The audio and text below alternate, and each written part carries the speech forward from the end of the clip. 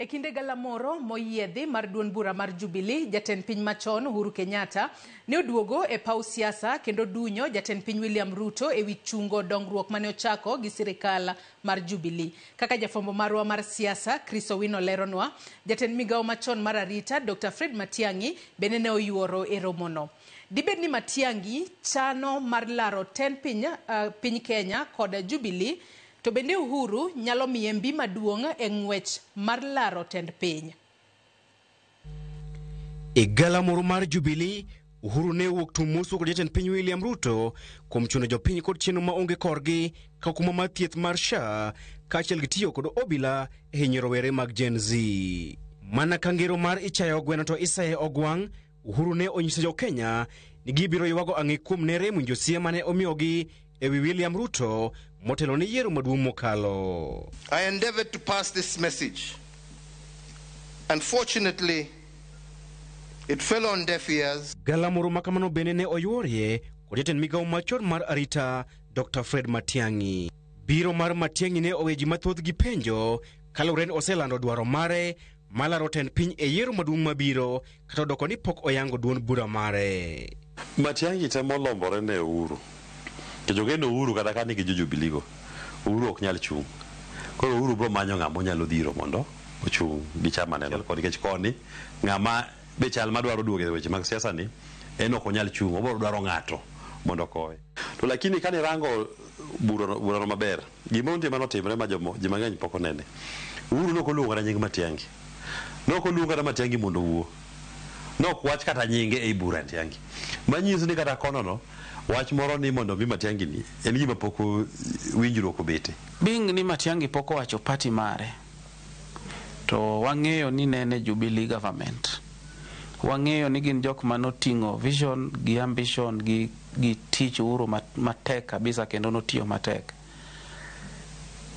Pogruok gi jowetene kuma ne jowetene nitie to obiro NDC mar Jubilee tells us a lot. Nyisowa ni mae kama obire.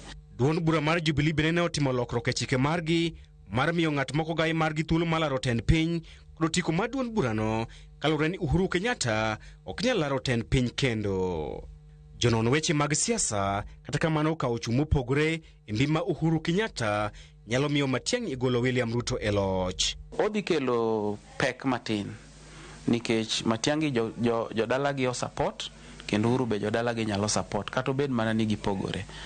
Uhuru kane donje telo e Jubilee mowacho ni kata tiene mane gintie, Ruto noweyo chama ne, jolango noriwre gi jo-Kikuyu. That is mano gima adier mantie. To ka gichako giduogo sani jo-Kisii gi jo-Kikuyu, maybe ok nyal bedo jo-Kikuyu te, jo-Central te.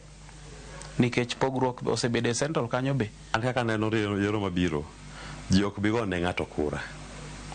Ji bo penjo ni ang'o michung'ne. En ang'o miyo igoni kura. En ang'o midhi timo. To ben gima onyalo wache kapok ogo kura ni. Bo ane ni o make sense. Koro beda kaka chon ni dhiga ni ati an awuok ni an Matiang'i, an Gachagua, an Kalonzo.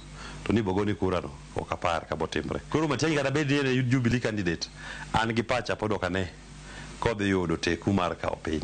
Nyaka pod otimo tek. Kuom thuolo machielo Uhuru ne opako rowere mag Gen Z kendo jiwogi mondo giti kod chia kaachiel kod teko margi e kawo telo ma pacho kae ka osingo mar weyo negi telo e duond bura mar Jubilee. Mabiro e kinde ma IEBC wacho ni atamalo 70 ma jogombulu manyien maromo milion 6.3 magichano ndiko chakre juma manyien dhi bedo rowere mag Gen Z.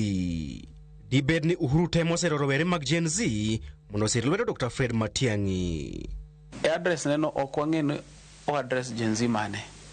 Nitie Gen Z ma ja ODM, nitie Gen Z ma ja Jubilee, nitie Gen Z ma kabila yote, nitie Gen Z ma wacho neno koja kabila, nitie Gen Z ma wacho no kaja siasa. Uhuru dwaro ni mondo lomb jogi kech gima nyaka wang'e ma ji ma teonego ng'e wachni. Gen Z oseloko kaka siasa ma Kenya ka itimo. Kata jomoko tem umo wigi keto umo bondegi ni ok en adier.